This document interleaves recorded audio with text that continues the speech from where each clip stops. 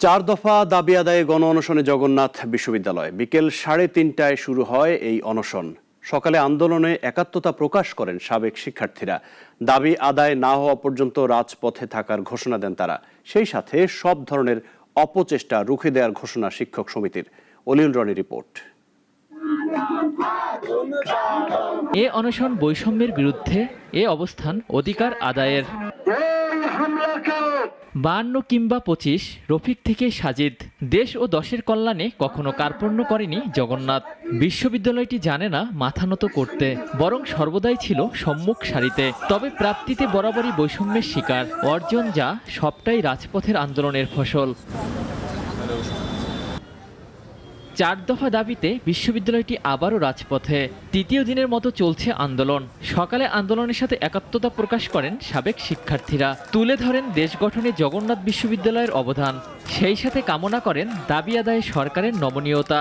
যৌক্তিক দাবির জন্য আমরা জগন্নাথের রানিং শিক্ষক, শিক্ষার্থী, সকল কর্মকর্তা, কর্মচারীর সাথে আমরা সাবেকরা সম্পূর্ণ একমত পোষণ করি। আমরা যারা সাবেক জবিয়ান, তারা আমার ছোট ভাই, স্টুডেন্ট, আমার স্যাররা যারা আছেন, তাদের মৌলিক অধিকারের এই বাস্তবায়নের জন্য আমরা সবাই এখানে একত্রিত হয়েছি। ছাত্র আন্দোলনের মাধ্যমে ছাত্রদের প্রতিনিধিত্বকারী একটি সরকার ক্ষমতায় আছে, যেখানে ছাত্ররা বঞ্চনার শিকার হচ্ছে, তার কোনো প্রতিকার নেই। বিমাতা সন্তান হিসেবে সরকার কেমন যেন একটা ট্রিটমেন্ট করে। বাংলাদেশের সব বিশ্ববিদ্যালয় এবং কলেজগুলো জগন্নাথের পাশে থাকবে। সকাল গড়িয়ে বিকাল হতেই জনসমুদ্রে পরিণত হয় কাকরাইল মোড়।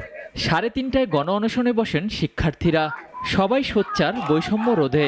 একটা পাবলিক বিশ্ববিদ্যালয়ে একজন শিক্ষার্থী যে সকল সুবিধা পেয়ে থাকে, আমরা তো সেই সকল সুযোগ থেকে অনেক আগে থেকেই বঞ্চিত। আশ্রয়ের জায়গা নেই দেখে যমুনার সামনে আমাদের রাত্রি যাপন করতে হচ্ছে। এখন তো বলা যাচ্ছে গদি স্বৈরাচার বলতে কেউ নেই, গদিতে যে বসে সেই স্বৈরাচার। এই গণ অনশনের পরে সরকার অবশ্যই আমাদের দাবিগুলো মেনে নেবেন। শিক্ষার্থীদের দাবির সাথে শুরু থেকেই আছেন শিক্ষকরা।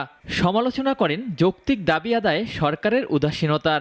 সরকারের পক্ষ থেকে কার্যকর কোনো পদক্ষেপ নেওয়া হচ্ছে না, এটা সত্যি দুঃখজনক। আমাদের শিক্ষার্থীদের যে দাবিটা, এটা কোনোটাই অন্যায্য না, সম্পূর্ণটাই আমাদের অধিকারের প্রশ্ন, আমাদের প্রাপ্যতার প্রশ্ন। দাবি আজকের মধ্যে ফলপ্রসূ না হয় তাহলে সময়ের সাথে সাথে আসলে আমরা কর্মসূচি দিব। তবে যত বাধাই আসুক, দাবি আদায় না হওয়া পর্যন্ত রাজপথ না ছাড়ার ঘোষণা দেন শিক্ষক সমিতির সাধারণ সম্পাদক। আমাকে যদি সরকারি কোনো এজেন্সির লোক তুলে নিয়ে যায়, এই আন্দোলন যেন থেমে না যায়, প্রত্যেকে কিন্তু সেখানে ছুটে আসবে।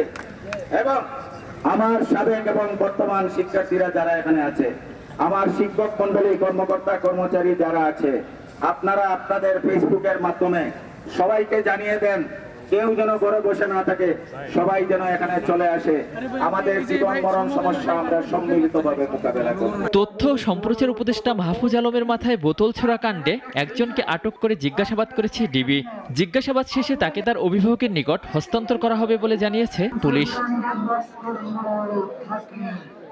অলিউল রনি, নাগরিক, ঢাকা।